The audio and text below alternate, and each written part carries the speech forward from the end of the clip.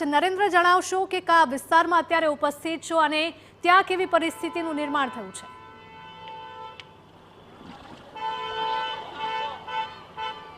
જી નરેન્દ્ર। જી, અત્યારે હાલ અમે અમદાવાદના જો ઈશનપુર વિસ્તાર છે અને ત્યાં ઉપસ્થિત છે વ્હાઇટ ટોપિંગ રોડ, કારણ કે અમદાવાદ મહાનગરપાલિકા દ્વારા અલગ અલગ 7 ઝોનમાં સૌપ્રથમ 7 વ્હાઇટ ટોપિંગ રોડ બનાવવામાં આવ્યા હતા અને એ વ્હાઇટ ટોપિંગ રોડ છે એને લઈને ખૂબ મોટા દાવાઓ કરવામાં આવ્યા હતા, પરંતુ જે અહીંયા ઈશનપુરનો જે વ્હાઇટ ટોપિંગ રોડ છે ત્યાં ઉપસ્થિત છીએ અને આપણે દ્રશ્યોમાં જોવા મળી રહ્યા છે કે કેટલા પાણી અહીંયા આપને ભરાયેલા જોવા મળી રહ્યા છે। લગભગ 2 થી 3 ફીટ સુધીના પાણી આ વ્હાઇટ ટોપિંગ રોડ છે એના પર ભરાયેલા છે અને શરૂઆતમાં જ્યારે વ્હાઇટ ટોપિંગ રોડ બનાવવામાં આવ્યા હતા ત્યારે મહાનગરપાલિકા દ્વારા કેટલાક દાવાઓ કરવામાં આવ્યા હતા અને એમાં એવું સ્પષ્ટ જણાવવામાં આવ્યું હતું કે આ રોડ કે જ્યાંની ડ્રેનેજ વ્યવસ્થાથી લઈને જે ટકાઉપણું છે એ ખૂબ વધારે હશે, પરંતુ આપ જોઈ રહ્યા છો કે કેવી રીતના રોડ પર પાણી ભરાયેલા આપને જોવા મળી રહ્યા છે। આ ભૈરવનાથ પાર્ક છે ત્યાં આપને આટલું પાણી જોવા મળી રહ્યું છે, આ સિવાય ઈશ્વર પાર્ક અને આ રૂટ પર પસાર થતી તમામ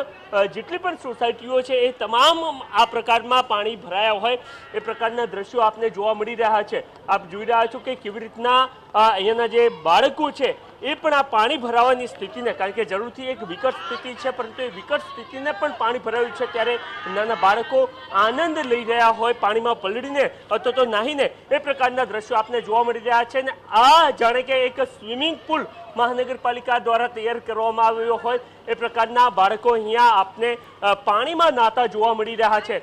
આ વ્હાઇટ ટોપિંગ રોડ ભૈરવનાથ મંદિરથી લઈને આગળ પોલીસ ચોકી છે ત્યાં સુધીનો છે અને ત્યાં આ જે પ્રકારના પાણીનો નિકાલ થવો જોઈએ એ પ્રકારનો નિકાલ નથી થઈ રહ્યો અને એના જ કારણે ખૂબ વધારે આ થોડોક નીચાણવાળો જરૂરથી વિસ્તાર જોવા મળી રહ્યો છે, પરંતુ એના કારણે લોકો પરેશાન છે। અનેક વાહન ચાલકોને અમે જોયા હતા કે જેઓ વાહનોને દોરીને અહીંયાથી લઈને પસાર થવા માટે તેઓ મજબૂર બન્યા હોય અને એ જ પ્રકારના દ્રશ્યો આપને જોવા મળી રહ્યા છે। અનેક વાહન ચાલકો અહીંયાથી પસાર થતા આ પ્રકારની સ્થિતિમાં આપને જોવા મળી રહ્યા છે। એક વાહન ચાલક છે જેમની એક્ટિવા બંધ થઈ ગયું છે અહીંયાથી પસાર। કાકા, કેટલીક સમસ્યા થાય છે જ્યારે આ પ્રકારની સ્થિતિનું નિર્માણ? આટલા ભરાય છે પાણી, આટલા પાણી ભરાય છે। ઓકે, પરંતુ આ વિસ્તારને તો સ્માર્ટ બનાવવામાં આવ્યો છે, વ્હાઇટ ટોપિંગ રોડ બનાવવામાં આવ્યો છે ને, પેલા ભાઈ જવાબ આપી જાઓ।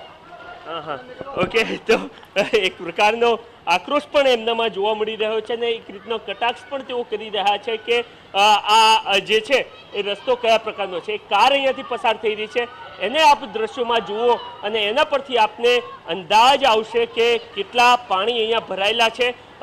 એક કાર પસાર થઈ છે અને એના કારણે કયા પ્રકારની સ્થિતિનું નિર્માણ થયું છે આપને દ્રશ્યોમાં જોવા મળી રહ્યો છે।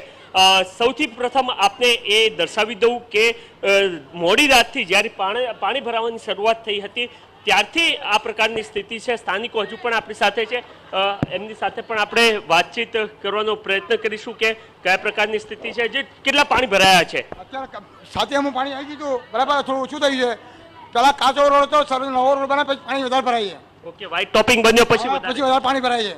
ઓકે, ક્યારથી પાણી ભરાયેલા છે ને આપ અહીંયા રહો છો કે શું સ્થિતિ છે? હું અહીંયાથી આપણે સીટીએમ રહું છું, પણ અહીંયા મણિનગરમાં હર વખતની આ જ હાલત છે અને આ રોડ ઉપર ગાડીઓ બધી આપણે સાઈડમાં મૂકીને આવવું પડે છે, ઊભું રહેવા એવી બી હાલત અહીંયા નથી અને વર્ષોથી આ એક ખાડો છે ને એના જેવી જ હાલત છે। પરંતુ વ્હાઇટ ટોપિંગ રોડ બનાવ્યો અને એના કારણે જે વરસાદી પાણીનો નિકાલ થવો જોઈએ ને 10% બી ફરક નથી, 10% પણ ફરક નથી, એ વસ્તુમાં 10% પણ ફરક નથી।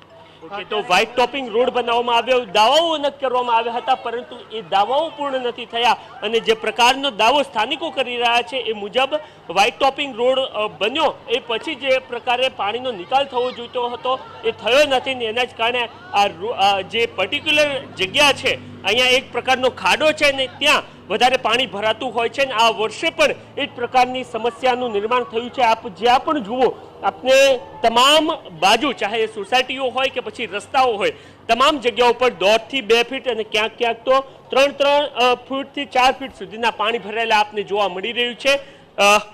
જે ડ્રેનેજ લાઇન છે એ જે આદર્શ હોવી જોઈએ અથવા તો એના કેટલાક માપદંડો નક્કી કરવામાં આવ્યા છે એ પ્રકારની હોવી જોઈએ એ નથી અને એના જ કારણે ખાસ તો આ મધ્ય ઝોન અને મણિપુર, ઈશનપુર અને એ સહિતના નારોલ સહિતના વિસ્તારો છે ત્યાંથી વરસાદી પાણીનો નિકાલ જે પ્રકારે થવો જોઈએ એ પ્રકારનો થતો જોવા નથી મળી રહ્યો અને એના જ કારણે હંમેશા વિપક્ષ એ દાવો કરતું હોય છે જે પ્રકારનો પૂર્વ સાથે પશ્ચિમ વિસ્તાર સાથે ન્યાય થતો આવ્યો છે મહાનગરપાલિકા દ્વારા એ પ્રકારનો પૂર્વ વિસ્તાર સાથે નથી થતો અને એના જ કારણે જ્યારે વરસાદી પાણી ભરાતા હોય છે અથવા તો વરસાદ વરસતો હોય છે ત્યારે આ વિસ્તારના લોકો ખૂબ પરેશાન થતા હોય છે અને આજે પણ જે રીતનો મોડી રાતથી વરસાદની શરૂઆત થઈ છે ત્યારબાદ આ પ્રકારની સ્થિતિ જોવા મળી રહી છે। આપ સામેની બાજુ જોઈ રહ્યા છો કે અહીંયાથી BRTS બસ પસાર થઈ રહી છે અને એ BRTS બસ જ્યારે પસાર થઈ રહી છે ત્યારે આપને એ જોવા મળી રહ્યું છે કે પાણી કેટલા સુધીના ભરાયેલા છે અને વધારે મુશ્કેલી કેવી રીતના થઈ શકે છે। જરૂરથી બાળકો પોતાની મસ્તીમાં મશગુલ છે પરંતુ આ પ્રકારે જે છે એ અકસ્માત પણ સર્જાઈ શકે પ્રકારની સ્થિતિ બનતી હોય છે। પોતાની મસ્તીમાં હોવાને કારણે બાળકો આ રીતના જે પાણી છે એમાં નહાઈ રહ્યા છે। બસ પસાર થતી જોવા મળી છે એની સાથે પાણીનો નિકાલ નથી થતો એ પ્રકારના દ્રશ્યો પણ આપને જોવા મળી રહ્યા છે। સ્થાનિકો સાથે કેટલીક વાતચીત થઈ હતી અને તેઓ પણ સ્પષ્ટ કહી રહ્યા છે કે આ રોડ જ્યારથી વ્હાઇટ ટોપિંગ બન્યો છે ત્યારથી સ્થિતિ વધારે વિકટ બની છે। જે પ્રકારે પાણીનો નિકાલ થવો જોઈએ એ પ્રકારે નથી થયો। બિલકુલ નરેન્દ્ર, માહિતી બદલ આપનો આભાર।